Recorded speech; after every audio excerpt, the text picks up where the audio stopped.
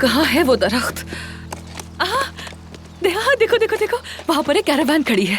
शायद आमिर साहब वहीं पर हों। पर यहाँ तो कोई बड़ा सा दरख्त है ही नहीं। खैर, किस पर आजमा कर देखते हैं। हेलो, क्या कोई है यहाँ? हेलो, क्या कोई है?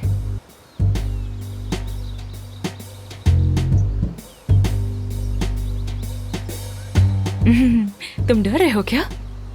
डरो मत। हाँ, थोड़ा सुनसान तो लग रहा है, मगर खैर क्या ही हो जाएगा। आ जाओ, देखते हैं देखते हैं। मैं ठीक हूँ, मैं ठीक हूँ, ठीक हूँ। आ जाओ यहाँ तुम। आ जाओ, कहीं भागना मत, ठीक है? प्लीज मत भागना।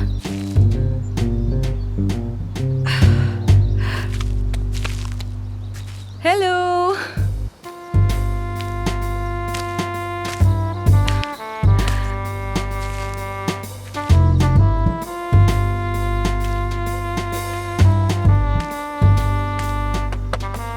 हेलो, आपकी मेहमान आई है।